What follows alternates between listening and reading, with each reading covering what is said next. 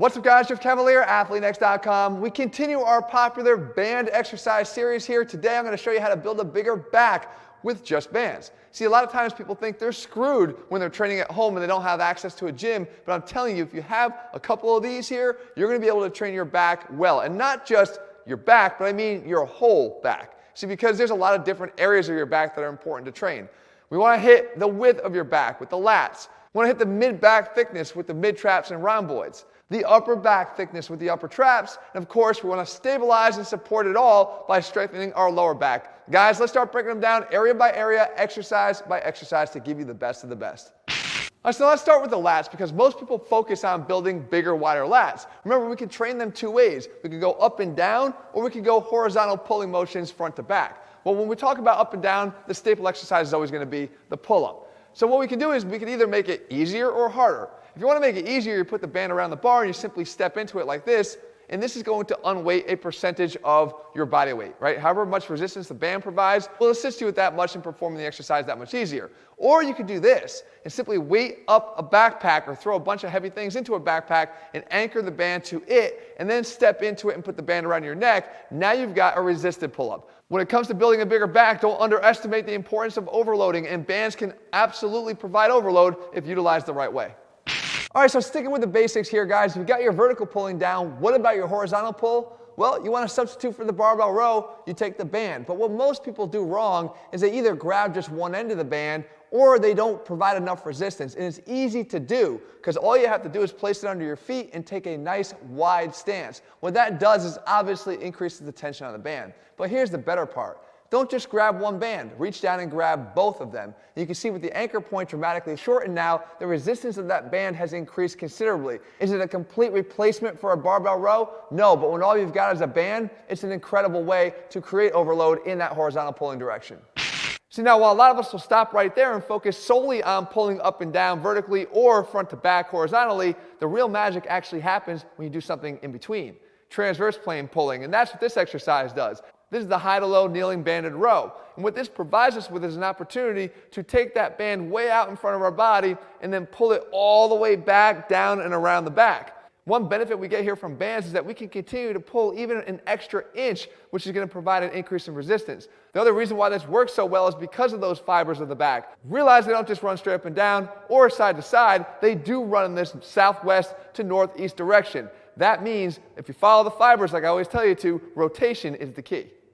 Some people might have a hard time generating that peak contraction as you drive your elbow back to the spine unless they have something else going on, and that is the other arm back there waiting for it, because we can create a more intense back contraction by doing so. So I like this for that purpose. It's called the 2-for-1 row. You anchor the band in a low position and grab on with one arm. You row it back until it's in an isometric contraction. Hold it there the entire time. It's waiting for that other arm to meet it. How do you do that? You grab the top portion of the band, and with that other arm, you're going to simply drive that arm back again, trying to meet those elbows in the middle. This is a great variation for building up that mind-muscle connection that oftentimes is missing when it comes to back training. We finish up the first zone here for the lats with two exercises that will actually allow you to take maybe the biceps out of the movement, because a lot of times people tend to dominate with biceps in pulling exercises. Not so good when you're trying to build your back. So what we want to do is straight arm exercises that focus on the adduction function of the lats. This here is the most classic you can have, and it's called the straight arm pushdown. With the band anchored up high and the arms held out straight, your only goal is to drive those elbows down to your sides as tight and as hard as you possibly can. Resist the tendency to bend the elbows and turn this into a tricep pushdown. Keep the elbows locked out and do all the driving through the lats. The second way to accomplish this straight arm functioning of the lats is with the classic pullover exercise. You might be thinking, didn't you include this already in the chest edition of the series, Jeff? I did, but it was performed very differently. Because instead of having the elbows tight together, I want them to be flared out. If they're flared out, you're moving the focus towards the lats as the main driver of the movement. Now, it doesn't matter if the elbows get much further than, let's say, 8 or 10 inches from where they start. It's the act of moving them towards adduction, towards your sides, that's going to light them up and help you to use this exercise to build bigger lats.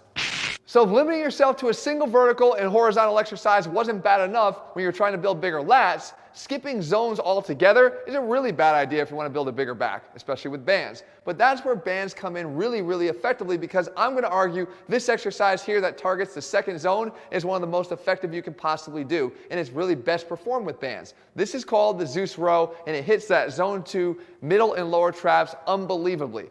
If you try this, I guarantee you're going to say this is the best part of this entire video. What you do is you anchor the band up high and you angle your body forward. And when performed like this with the narrow grip, it tends to minimize the contribution of the lats with adduction and really, really lights up those rhomboids and lower traps and mid traps unbelievably. Like I said, you have to try this. I promise you, you're going to love every minute of it. Or maybe hate it, but it's going to work.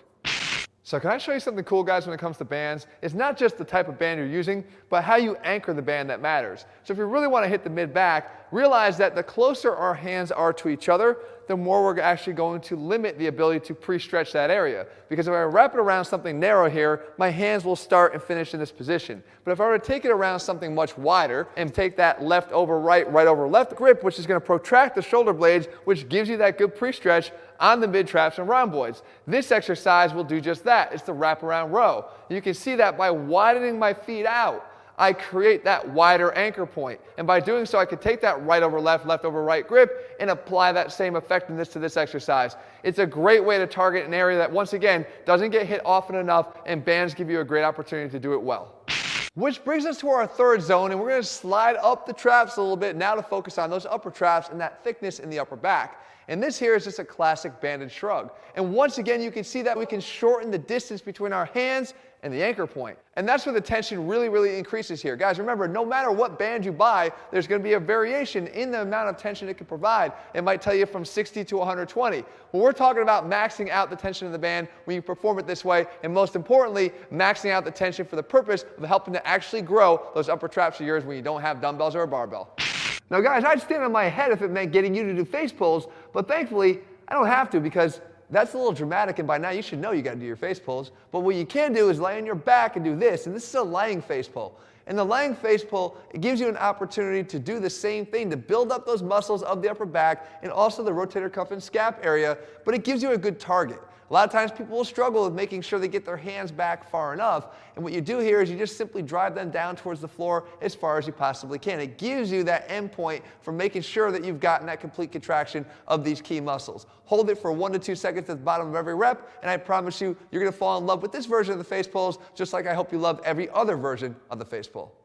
And finally, that brings us to that all-important but oftentimes neglected fourth zone here, and that's the low back. And we know that this zone, when not paid attention to, can actually undermine the effectiveness of the exercises in all the other zones. So we want to do this and do this well. And one of my favorite ways to do this is with a band, actually, it's the good morning. Because a lot of times, people just simply screw this exercise up, particularly those people that don't even understand how to perform it in the first place. What you want to do is you want to actually hinge at the hips and not turn this into simply a bending over to touch your toes type movement. If you do this right with the band anchored across the back of your neck, you actually get great engagement of both the glutes and the low back working in concert together to fortify it and help you to stay injury-free for the long term.